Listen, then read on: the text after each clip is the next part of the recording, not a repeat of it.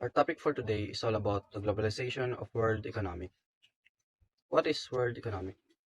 World economy is a complex interplay of nations in the production, trade, and consumption of goods and services, shaped by geopolitics and technology. Let's explore its dynamic intricacies. Let's talk about the economic growth. Economic growth is an increase in the production of goods and services in an economy. Increase in capital goods, labor force, technology, and human capital can all contribute to economic growth. What is the importance of economic growth? Economic growth increases state capacity in the supply of public goods. When economies grow, states can tax the revenue and gain the capacity and the resources needs to provide the public goods and services that their citizens need, like healthcare, education, social protection, and basic public services. The next one is the International Monetary Fund, the IMF. The IMF is a global organization that works to achieve sustainable growth for all of these 190 member countries. It does so by supporting economic policies that promote financial stability and monetary cooperation, which are the essentials of increasing productivity, job creation, and economic well-being. The founder of International Monetary Fund is Harry Dexter White. Harry Dexter White was one of the two great intellectual founders of the IMF in the World Bank. As the chief international economist at the U.S. Treasury in 1942 to 44. He drafted the U.S. blueprint of the IMF that competed with the plan drafted for the British Treasury by Keynes. International Trading System. International trading system refers to the network of laws, regulations, and agreements that govern the exchange of goods and services between countries. It includes the various rules and regulations that impact international trade, such as tariffs, quotas, and trade agreements. How is international trading system help for globalization? International trade is also central driving force behind globalization, a process of integration among countries and people. According to economic theory, as technological development drives down transactions cost, communication, transport, cross-border trade, and investment will increase. These are the example of an international trading system. First is the World Trade Organization, or WTO, and the North African Free Trade Agreement of the NAFTA, the Association of Southeast Asian Nations, or the ASEAN, and the European Union. Some of these systems are not only trade systems. The next one is the Galleon Trade, 1565 to 1815. When the Spanish came to the Philippines, our ancestors were already trading a Spanish galleon with China, Japan, Siam, India, Cambodia, Borneo, and the Moluccas. The Spanish government continued trade relations with these countries, and the Manila became the center of the Spaniard closed the ports of Manila to all countries except Mexico. Thus, the Manila-Acapulco trade, better known as the galleon trade, was born. The galleon trade was a government monopoly. Only two galleons were used. One sailed from Acapulco to Manila with some 500,000 pesos worth of goods, spending 120 days at sea. The other sailed from Manila to Acapulco with some 250 pesos worth of goods, spending 90 days at sea. The Spanish inaugurated the Manila galleon trade route in 1565 after the Agustinian Fair, and navigator Andres de Urdaneta pioneered the Tornavie, or return route from the Philippines to Mexico. Urdaneta and Alfonso de Arellano made the first successful round trip that year by taking advantage of the Crucio current. The trade using Urdaneta's routes lasted until 1815, when the Mexican War of Independence broke out. In 2015, the Philippines and Mexico began preparations for the nomination of the Manila-Acapulco galleon trade route in the UNESCO World Heritage List, with backing from Spain, which has also suggested the tri-national nomination of the archives on the Manila-Acapulco galleon in the UNESCO Memory of World Register. Assalamu alaikum. I am Rauf Ong. My topic is economic reforms in the Philippines. Basco's reform is one of the economic reforms in the Philippines. Basco's reforms. Filipino farmers and traders finally had a taste of prosperity when Governor General Jose Basco Y. Vargas instituted reforms intended to free the economy from its dependence on Chinese and Mexican trade. Basco implemented General Economic Plan aimed at making the Philippines self-sufficient.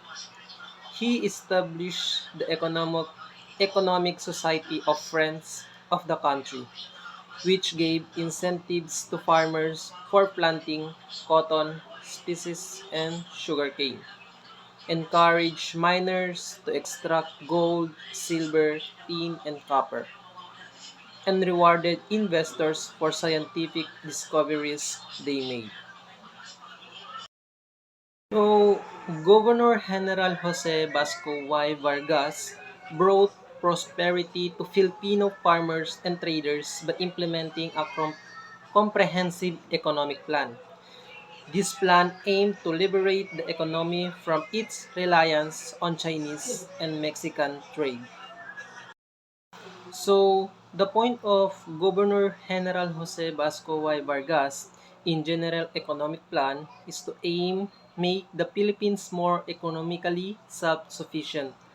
The plan focused on reducing the reliance on Chinese and Mexican trade by promoting local industries and resources. Basco sought to boost the Philippine economy by incentivizing the cultivation of cotton, spice, and sugarcane, as well as encouraging mining for gold, silver, tin, and copper. The establishment of the Economic Society of Friends of the Country was a key component providing support and incentives for economic activities. The overarching goal was to enhance the economic strength of the Philippines, decrease the dependency on external sources, and create a more self-sustaining and diverse economy. Basco's plan reflected a strategic vision for economic development in the region during his governance. What is the connection of Basco's reforms in economic reforms in the Philippines? So, si- Governor General Jose Basco Y. Vargas' economic reforms in the Philippines were aimed at fostering self-sufficiency and local economic development by promoting the cultivation of cotton, spice, and sugarcane, as well as encouraging minor for various resources. Basco sought to reduce dependence on Chinese and Mexican trade. The establishment of the Economic Society of Friends of the country reflected a concerted effort to boost domestic industries. In a broader sense, Basco's reforms laid to groundwork for economic diversification and independence, setting a precedent for subsequent efforts to strengthen the Philippine economy. While not directly linked to modern economic structures, his initiatives can be seen as early steps toward building a more resilient and self-reliant economic system in the Philippines. What is the connection of this in globalization? Governor General Jose Basco Y. Vargas initiatives such as promoting local industries and reducing dependence on foreign trade can be seen as early efforts toward economic self-sufficiency, while the term globalization typically refers to a more interconnected and interdependent world economy. Basco's actions align with the broader historical context of regions seeking greater autonomy and economic sustainability. Although not directly tied to modern globalization, his policies share a thematic connection as they reflect a desire for local economic development and reduce reliance on external influences. The next is tobacco monopoly. The tobacco industry was placed under government control during the administration of Governor General Habasco in 1781. A tobacco monopoly was implemented in the Cagayan Valley, Ilocos Norte, Ilocos Sur, La Union, Isabela, Abra, Nueva Ecija, and Marinduque. Each of these provinces planted nothing but tobacco and sold their harvest only to the government at a pre-designated price. Leaving little for the farmers, no other province was allowed to plant tobacco. The government exported the tobacco to other countries and also part of it to the cigarette factories in Manila. The tobacco monopoly successfully raised revenues for the colonial government and made Philippine tobacco famous all over Asia. Continued to secularization of priests during the Spanish ported. So, the tobacco industry in the Philippines was placed under government control during the administration of Governor General Jose Vasco y Vargas in 1781. A tobacco monopoly was established in 8 provinces: Cagayan Valley, Ilocos Norte, Ilocos Sur, La Union, Isabela, Abra, Nueva Ecija, and Marinduque. Under this monopoly, farmers in these provinces were only allowed to plant tobacco and were required to sell their harvest to the government at a fixed price. This left little profit for the farmers and effectively turned them into laborers for the government. The government then exported the tobacco to other countries and sold it to cigarette factories in Manila. So the positive impacts of this tobacco monopoly is generated substantial revenue for the Spanish colonial government, which helped to fund infrastructure development and other public services. The monopoly also led to increased production of tobacco, which became a major export product for the Philippines. This helped to stimulate the economy and created jobs for farmers and other workers involved in the tobacco industry. So, the negative impact of tobacco monopoly was highly exploitative of Filipino farmers. They were forced to sell their tobacco to the government at a fixed price, which was often much lower than the market value. This led to widespread poverty of resentment among farmers. The monopoly also stifled economic diversification in the Philippines. Farmers were forced to focus on tobacco production even if other crops were more profitable. This made the Philippine economy more vulnerable to fluctuations in the global tobacco market. Overall, the tobacco monopoly had a mixed impact on the Philippine economy. It generated revenue for the government and stimulated the export trade, but it also exploited farmers and stifled economic diversification. The long-term effects of the monopoly are still debated by historians and economists. In terms of economic reforms, the tobacco monopoly can be seen as a form of mercantilism and economic policy that emphasizes government intervention to promote exports and accumulate wealth. While mercantilist policies were common in the 18th century, they are generally considered to be outdated and ineffective in today's globalized economy. The abolition of the tobacco monopoly in 1882 was a major step towards economic liberalization in the Philippines. This allowed farmers to grow other crops and sell their products on the open market. It also helped to stimulate economic diversification and reduce the country's reliance on tobacco exports. Economic reforms in the Philippines have continued to evolve in the years since the abolition of the tobacco monopoly. The country has embraced free market principles and has participated in international trade agreements. These reforms have helped to boost economic growth and reduce poverty. So the next is the Bretton Woods system. The Bretton Woods system is monetary management established the rules of commercial and financial relations among the United States, Canada, Western European countries, Australia, and Japan after the 1944 Bretton Woods Agreement. So, the Bretton Woods system was a set of rules for international monetary exchange that was established after World War II. The system was based on the idea of fixed exchange rates, which meant that the value of each currency was pegged to the US dollar and the US dollar was pegged to gold. This system was designed to promote stability and growth in the global economy. So the Bretton Woods Agreement was created in 1944 Conference of all of the World War II Allied nations. It took place in Bretton Woods, New Hampshire under the agreement countries promised that their central banks would maintain fixed exchange rates between their currencies and the dollar. So the Bretton Woods Agreement was an agreement reached in 1944 by 44 countries to establish a new international monetary system.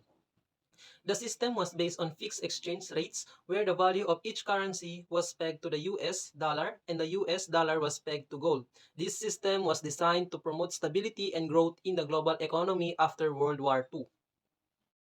So this is the design of the Bretton Woods system, which foreign currencies are linked to the US dollar, which in turn is linked to gold. So that's all my report and thank you. Housing price increased during 2000 to 2005, followed by a leveling off and price decline.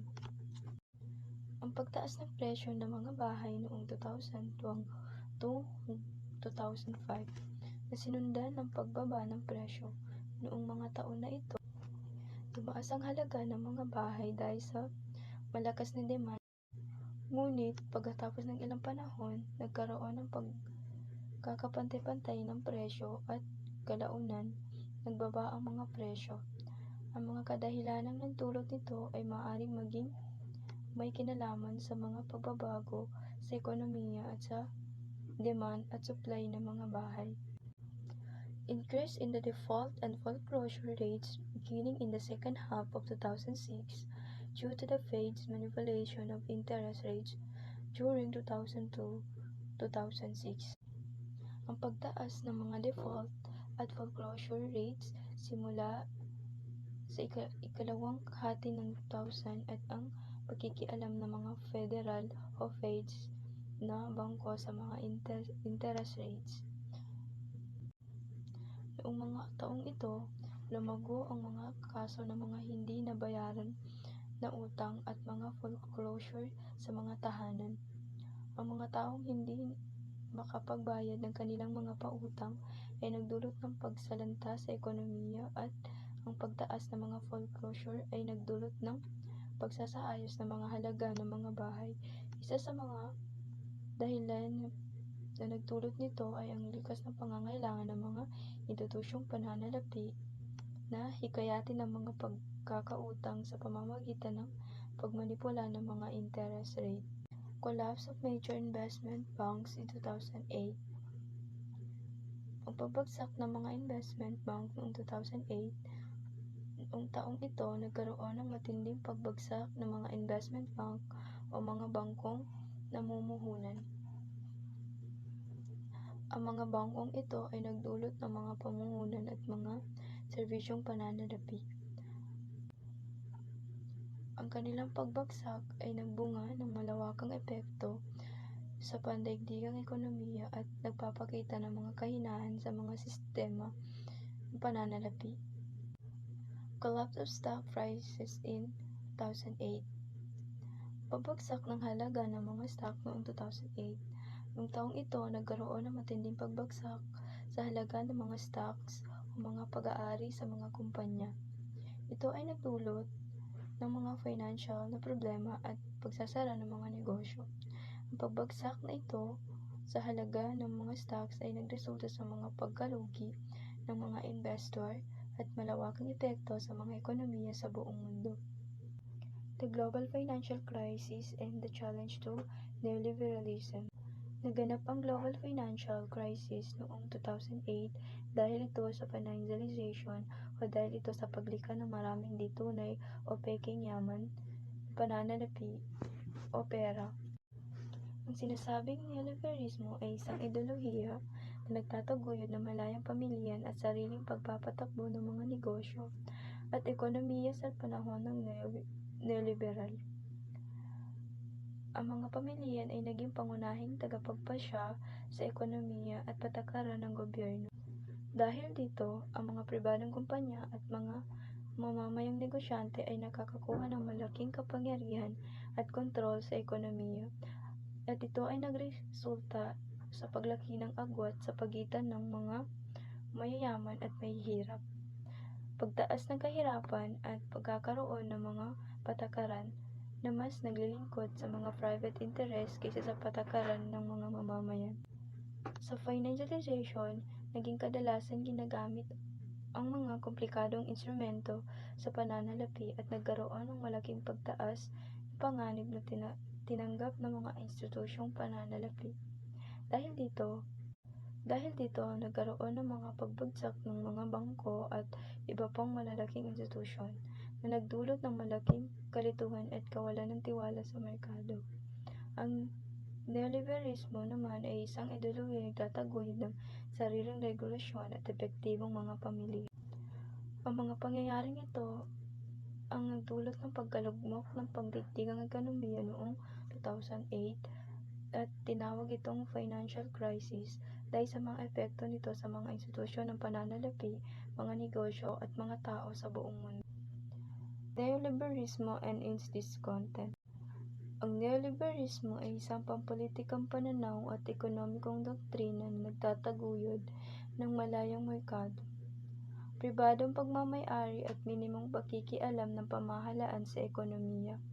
Ito ay naglalayong palakasin ang papel ng mga negosyo at pribadong sektor sa pagpapatakbo ng ekonomiya.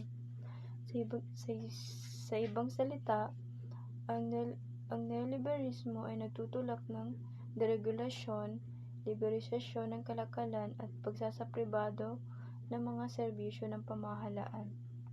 May mga nagrereklamo sa neoliberalismo dahil sa ilang mga epekto nito. Halimbawa, ang pagkakaroon ng malayang merkado ay maaaring magdulot ng pagtaas ng antas ng kahirapan at social inequality. Ang pagsasapribado ng serbisyo ng pamahalaan tulad ng edukasyon at kalusugan ay maaaring magresulta sa pagtaas ng mga gastusin para sa mga mamamayan. Ang mga neoliberal na pulisya rin ay maaaring magdulot ng pagtaas ng mga presyo ng mga pangunahing bilihin at serbisyo tulad ng kuryente, tubig at transportasyon. Bretton Woods Institution. Ang Bretton Woods Institution ay itinatag noong 1944 upang promote ang international economic cooperation at tumulong sa pagpapabuti ng ekonomikong krisis sa post-digmaang era. Ang dalawang institusyon na ito ay ang World Bank at ang International Monetary Fund. Ang World Bank ay itinatag upang magbigay ng financial assistance sa mga bansa para sa mga proyekto ng rehabilitasyon. Ang pangkabuhayan, it provides loans at grants sa mga bansa para sa mga proyekto tulad ng pagpapabuti ng infrastruktura, pag-improve ng healthcare at pangkabuhayan, at ang pagpapadali ng economic development. Ang IMF o International Monetary Fund sa kabilang banda ay itinatag upang i-promote ang international monetary cooperation at ang exchange rate stability. It provides loans sa mga bansa na napipikon sa balance of payments difficulties at it also work para sa promotes ang international trade at economic stability. Ang Bretton Woods na itinatag sa isang bansa, 43 bansa sa Bretton Woods.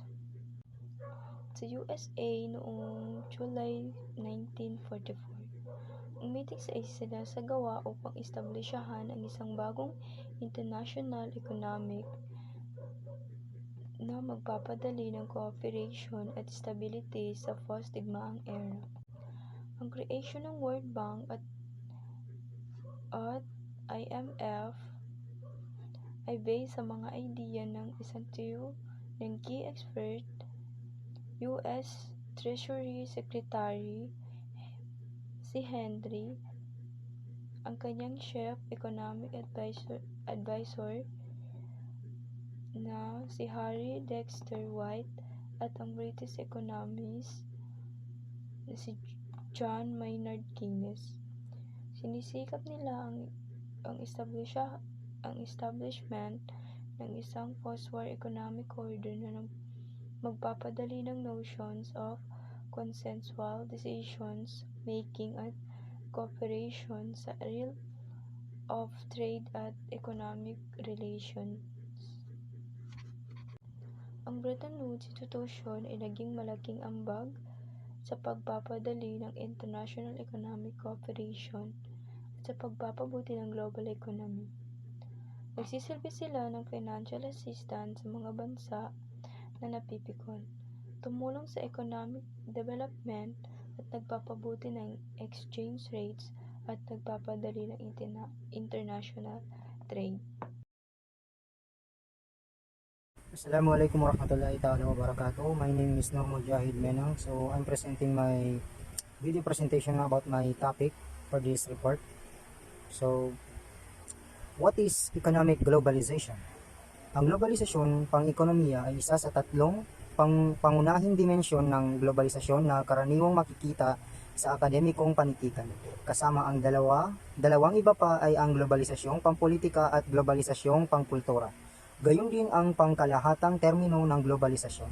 Dito ang focus ay sa pagsasama-sama ng mga international na pamilihang pinansyal at ang koordinasyon ng pagpapalitan ng pananalapi. Ang mga kasunduan sa malayang kalakalan tulad ng North American Free Trade Agreement at ang Trans-Pacific Partnership ay mga halimbawa ng globalisasyon ng ekonomiya. So, ano nga ba ang globalisasyon? Bakit nga ba mahalaga ang globalisasyon? Binabago ng globalisasyon ang paraan ng pakikipag-ugnayan ng mga bansa, negosyo at tao. Sa partikular, binabago nito ang likas na aktibidad ng ekonomiya sa mga bansa. Pagpapalawak ng kalakalan, pagbubukas ng mga pandaigdigang supply chain at pagbibigay ng akses sa mga likas na yaman at mga merkado ng paggawa. At ang pangalawa naman ay the attributes of today's global system. There are countries or states that are independent and govern themselves. Ang mga bansang ito ay nakikipag-ugnayan sa isa't isa sa pamamagitan ng diplomasya. May mga international na organisasyon tulad ng UN na nagpapadali sa mga pakikipag-ugnayang ito. Ang mga sumusunod ay ilan sa mga prinsipyong namamahala sa mga pandaigdigang sistema ng interstate. Ang lahat ng mga bansa ay soberanya sa isa't isa at maaaring magsagawa ng panloob na awtoridad na autonomiya. Ang mga konstitusyon ang namamahala sa karamihan ng mga bansa. Ang mga international na kasunduan ay magiging bahagi ng mga batas na namamahala sa mga mamamayan ng mga membrong estado. At ang pangatlo naman, what is the internationalism? Ang internasyonalismo ay isang prinsipyong pampolitika na nagtataguyod ng higit na kooperasyong pampolitika o pang-ekonomiya ng mga estado at bansa. Ang internasyonalismo ay karaniwang ipinapahayag bilang isang pagpapahalaga sa magkakaibang kultura sa mundo at isang pagnanais para sa kapayapaan sa mundo. Ang mga taong nagpapahayag ng pananaw na ito ay naniniwala hindi lamang sa pagiging isang mamamayan ng kani-kanilang bansa, ngunit sa pagiging isang mamamayan ng mundo. What is the free trade? Ang malayang kalakalan ay isang patakaran sa kalakalan na hindi naghihigpit sa mga pag-import o pag-export sa gobyerno. Ang malayang kalakalan ay higit na itinataguyod ng mga partidong pampolitika na humahawak ng mga posisyong liberal sa ekonomiya. Habang ang nasyonalistang ekonomiya at kaliwang partidong pampolitika ay karaniwang sumusuporta sa proteksionismo, ang kabaligtaran ng malayang kalakalan. At ang panghuli naman sa aking report ay 5 reliable factors within the system. 5 reliable factors within the system. Increase capabilities but negotiate rather than fight. Fight rather than fall to increase capabilities. Stop fighting rather than eliminate an essential actor. Oppose any coalition or a single actor that tends to assume a position of predominance within the system. Constrain actors who subscribe to supranational organizational principles.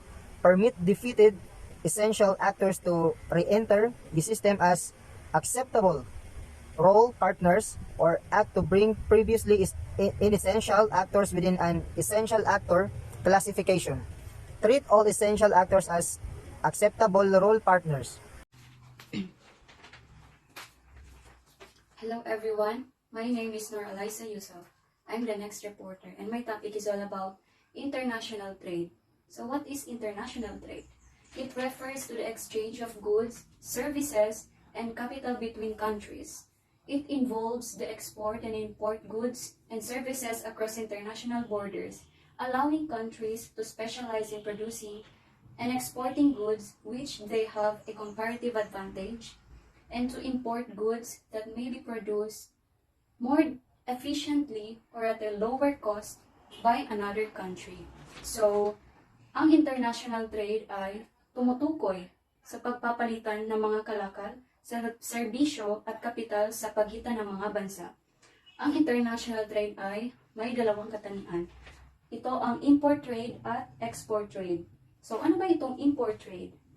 Goods and services that enters into a country. Ang pangalawa naman ay ang export trade. Goods and services that leaves a country for sale in another country. So, ang example ko dito ay ang bansang England and Portugal. Ang England ay mayaman sa produktong wheat grain at ini-import naman ito sa bansang Portugal. Sa kabilang banda naman ay ang Portugal nag-export naman ng wine sa bansang England. So, itong dalawang bansa, ang England ay napupunan ang kakulangan ng Portugal sa produktong wheat grain at ang Portugal naman ay napupunan ang kakulangan ng England sa produktong wine sa mababang halaga. So, itong pag-aangkat ng produkto sa ibang bansa ay nagsisilbi ring tulong para umangat ang ekonomiya. Yun lang. Magandang araw sa inyong lahat. So, my name is Jeffrey Esconcha and the topic we'll be discussing is cosmopolitanism. So, cosmopolitanism, the view that all human ethnic group belongs to a single community based on a shared morality as opposed to communitarianism, patriotism, and nationalism. So, cosmopolitanism ay ang pananaw na lahat ng grupo ng tao ay bahagi ng isang komunidad batay sa isang pagsunod sa moralidad, kabaligtaran ng komunitarianismo, pagiging makabayan at pambansang pagmamahal. Ito ay nagsasaad ng pagsusulong ng pag-unawa at pakikipagtulungan sa kabila ng pagkakaiba-iba ng lahi at kultura. So, there is two streams of cosmopolitanism. Probably two streams of cosmopolitan thinkers. So, ibig sabihin yun ay meron tayong dalawang klaseng cosmopolitanism. Ang isa ay ethical and yung isa is political. So, ethical cosmopolitanism advocates global social justice but tends to have little to say about the political or institutional structures necessary to its realization. So, ethical cosmopolitanism, itinataguyod nito ang pandaigdigang katarungan, ngunit madalas ay hindi gaanong pinag-usapan ang mga patakaran o institutional na kinakailangan para maisakatuparan ito. The next is political or institutional cosmopolitanism. Has much to say about the structures and forms of political life necessary for the creation of more democratic governance from the local to the global levels, but tends to be less explicit about the value or purpose of democracy. So, ang political cosmopolitanism ay nagsasaad ng mahalagang konsepto tungkol sa mga kinakailangang instruktura at anyo ng political life para sa mas demokratikang governance mula sa lokal hanggang sa global, ngunit madalas itong hindi gaanong eksplisito hingil sa ibang aspeto. Sa madaling salita, ito ay nagsusulong ng mas demokratikong pamahalaan, ngunit hindi masyadong detalyado sa ilang bahagi. So, meron tayong quote dito na nagsasabi na the oppression of the poor must establish the monopoly of the rich. Profit or income inequality are always highest in the countries which are going fastest to ruin, by Adam Smith. So, in other words, greed causes poverty and economic instability. The quote by Adam Smith suggests that economic inequality, driven by the oppression of the poor and the monopoly of the rich, leads to the downfall of countries.